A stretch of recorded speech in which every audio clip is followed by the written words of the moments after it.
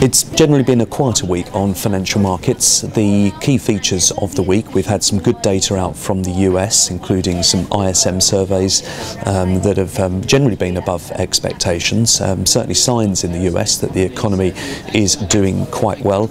In Europe, we have had no real further progress out of Spain and their commitment to the bailout. At the start of the week, there was a rumour on Reuters that we would see a bailout by the end of the week, or possibly by the weekend, but the finance minister was in London this week giving a speech and says Spain does not need a bailout, and as a result that particular scenario looks like it's going to play out for a longer period of time.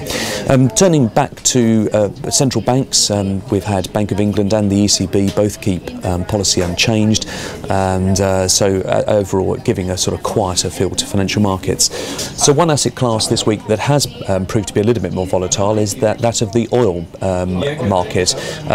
This is the chart of Brent Crude over the course of the last 6 months. The other key traded oil contract is the WTI, and we saw that drop below $90, hitting sort of $88. Had quite a sharp downward movement, a move that I found personally surprising, given that tensions were building again in Iran and Syria and involving Turkey. One felt that maybe some risk premium would come into the oil market, but it was heading genuinely in the opposite direction. Is oil good for markets? Well, it's mixed. Obviously, some of the weaker performers this week were oil stocks. BP back down to 430 this week, but obviously low oil prices generally acting as a stimulant to the US economy and boosting consumer confidence. So, as I say, it's a little bit of push and pull between those two numbers. I'm going to focus on a few equity stories for this week, starting with Tesco's. The numbers that Tesco produced this week showed the first decline in profits in 18 years. That was largely baked into analyst forecasts. The warning that first arose back in January, which caused this huge shock to the share price. You can see really since January the price hasn't moved too far. It was building some momentum in August and September, and that momentum was being built really on the basis of market share being recovered, but the numbers this week, there were weaknesses in the system, certainly in the US and also in the international market, so that share coming back into that 319 range, certainly one to watch if it comes back into the 310, maybe 310 down to £3 level, maybe one to have another look at as a buy. One stock that, or one sector that has continued to both surprise on the upside and the downside of the retail stocks. This is Sports Direct, and an analyst visit this week for Sports Direct certainly has driven a very significant upward rating.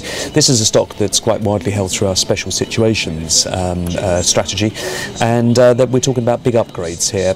One of their key competitors, which is JJB, went into administration, and it looks like Sports Direct have managed to sort of pick out the best bits of that, including £40 million worth of stock for £20 million. So the analysts are upgrading numbers quite significantly, and that is driving that stock up. £2 billion is the market capitalisation of this business now. Also, another stock that saw quite a sharp turnaround in its fortunes is Halfords. This decline here was driven by the weather that was very wet in the early part of the year, and that meant that people weren't buying outdoor leisure pursuits.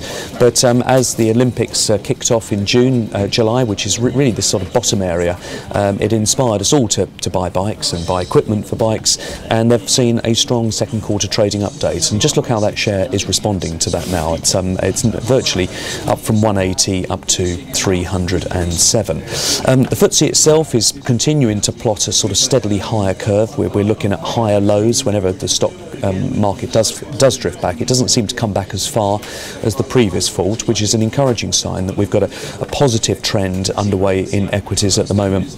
And I think this has just largely been driven by the fact that the additional QE is continuing to push money into other asset classes, and I think generally provides a sort of firm basis for equity markets possibly to move on. You can see the structure of this chart, that we haven't approached 6,000 on the Footsie this year, but the next move up, maybe we'll be seeing that on the next move. It's certainly an area of interest to the technicians at the moment. One sector that has been in the news this week has been the transport sector.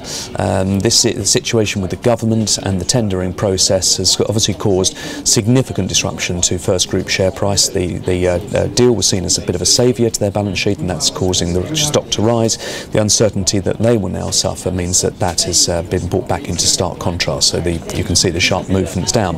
Now the fact is that what this could mean is that some of the other contracts that are out there in the transport space now will possibly be reviewed and may well have a longer duration built into it. Clearly the government is going to look early for some stability.